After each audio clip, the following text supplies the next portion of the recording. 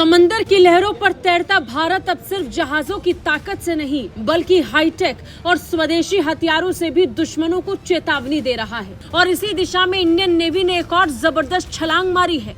इसरार यानी extend range anti submarine rocket का सफल परीक्षण आईएनएस कवरत्ती से पूरा कर लिया गया है। ये सिर्फ एक रॉकेट नहीं, ये भारत के समुद्री ब्रह्मास्त्र की तरह दुश्मन की छिपी पनडुब्बियों को पानी के नीचे ही खत्म कर देने वाला रॉकेट। तो चलिए विस्तार से जानते हैं क्या है इसरार, कैसे हुआ इसका ट्रायल और क्यों ये भारत की डिफेंस टेक्नोलॉजी में मील का पत्थर साबित होने वाला है। चलिए सबसे पहले जानते हैं क्या है इसरार।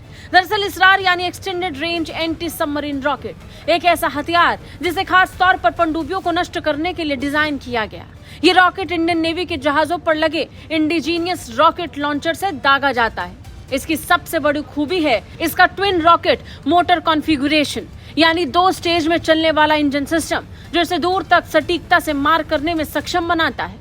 दूसरा बड़ा फीचर है इलेक्ट्रॉनिक टाइम फ्यूज जो पूरी तरह से भारत में डिजाइन और डेवलप किया गया है। ये फ्यूज इस बात का हिसाब लगाता है कि रॉकेट कब और कितनी गहराई तक जाकर फटे ताकि दुश्मन की पनडुब्बी को सीधे निशाने पर लिया जा सके। ये सिस्टम पूरी तरह इंडिजीनियस है यानी विदेशी कंपोनेंट्स पर कोई निर्भरता नहीं।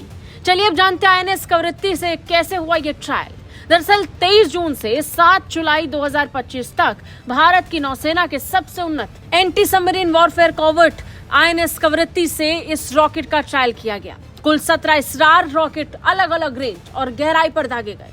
हर परीक्षण में रॉकेट लक्ष्य तक पहुंचा, समय पर विस्फोट हुआ, पूरी कार्यक्षमता के साथ प्रदर्शन किया। ट्रायल के 3 अहम बिंदु थे। रेंज प्रदर्शन, इसके तहत इसरार ने 8 किलोमीटर से भी ज्यादा दूरी तक लक्ष्य की सटीकता से भेदने में कामयाबी हासिल की। टाइम फ्यूज एक्टिवेशन, इसके तहत रॉकेट ने तय समय और गहराई पर विस्फोट किया। वॉरहेड फंक्शनैलिटी, इसके तहत इसका विस्फोटक हिस्सा पूरी तरह प्रभावी रहा।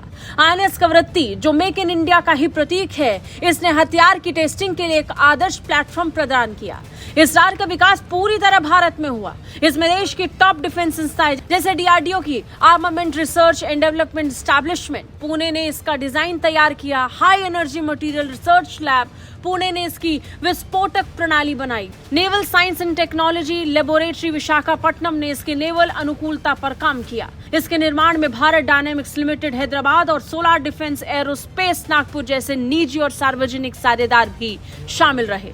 ये पूरी प्रक्रिया सरकार, वैज्ञानिक, उद्योग के त्रिकोणीय मॉडल की सफलता का प्रतीक है। दुनिया भर में आज पनडुब्बियां साइलेंट किलर्स मानी जाती हैं जो गहराई में छिपकर दुश्मन पर वार करती हैं। भारत की समुद्रिक सीमाएं विशाल है। अरब सागर, हिंद महासागर और बंगाल की खाड़ी में दुश्मन की पनडुब्बियां एक बड़ा खतरा बनती जा रही हैं। अब तक भारत रूसी मूल के रॉकेट गाइडेड बॉम्ब्स पर निर्भर था, लेकिन उनकी रेंज और सटीकता सीमित थी। इसरार न सिर्फ इन्हें रिप्लेस करेगा बल्कि इन्हें बहुत पीछे छोड़ देगा। रक्षा मंत्री राजनाथ सिंह ने इस प्रोजेक्ट को भारत की आत्मनिर्भरता की दिशा में एक बड़ी छलांग बताया।